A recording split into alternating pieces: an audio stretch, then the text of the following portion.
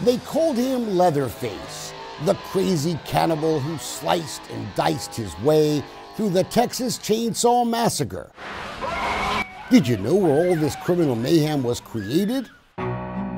Williamson County, Texas, a place famous for another kind of criminal injustice too. I don't want this to happen to anybody else. Michael Morton spent 25 long years in prison for killing his wife. One big problem, he was innocent. Williamson County prosecutors hid critical evidence that could have proven it. Because if you're not accountable, then you can do anything. It's another tale of injustice that now brings Dolcefino Consulting to the halls of the Williamson County Justice Center. Sherry and Tommy Murray have had enough. It's time for this to stop. I can't take it. My wife and I, we're going through hell. It's exhausting. It's emotionally and physically exhausting. If you've been trapped in a family court nightmare, you'll understand their frustration. There's no justice.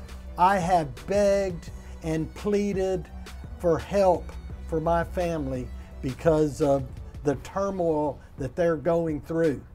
These are grandparents who have watched both of their daughters get trapped in long and expensive, nasty custody battles. Battles tainted by politics and money, a judge with a conflict of interest, and even creepy lawyers. So buckle your seatbelts. Money and power can corrupt someone else's world, and they've proven that. Amber and Bobby WEISBROD had 2 kids. Their marriage ended after 5 short years, and it wasn't pretty. Hey, stupid, answer your phone. Bobby got remarried, and sometimes that complicates an already nasty custody fight. Hey, I got a lot of money, and I will use your world up, just letting you know. Bobby's new wife does have money. And you know who her daddy is? He was the mayor of Georgetown, Tim Kennedy. And he used money to threaten the scales of family justice too. Guess what? I'm going to get involved in it, so I just think giving you a message, go ahead and get your lawyer and get you a bunch of money together because we do have that on our side. No doubt that the former mayor's political connections affected your case. Yes. No doubt. No doubt. No doubt. The Williamson County Justice Center is in Georgetown, and on the bench in County Court 3 is Doug Arnold. I, Doug Arnold, do solemnly swear. Arnold was an assistant DA who fought to keep evidence that cheated Michael Morton out of 25 years of his life. His boss even ended up in jail. But Arnold, he's got a black robe now. But has he learned the lesson about fairness?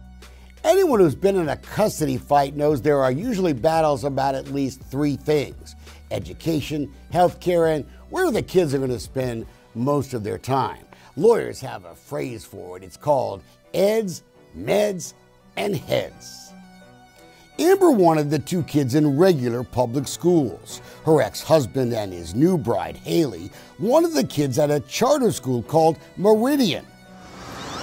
Hey, I got a lot of money, and I will use your world up, just letting you know. When she's not cussing at Amber, Haley is a special ed teacher there.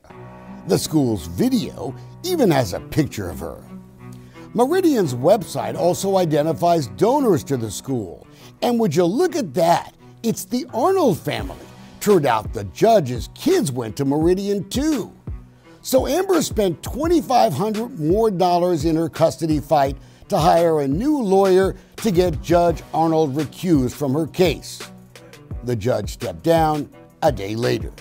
Yet 6 months after that, Judge Arnold was back on the bench in the same case, signing a court order making Amber pay her husband's lawyer $3,600 more.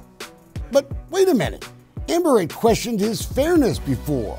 Retaliation, anyone? I stood up and said, this is illegal. You can't put yourself back on the case. And he proceeded to tell his court person, bailiff, whatever, to remove me from the courtroom. And I told him, don't bother, I'm leaving anyway.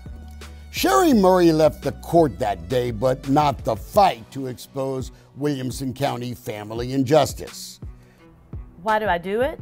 Because I love my children and my grandchildren, and they're being hurt.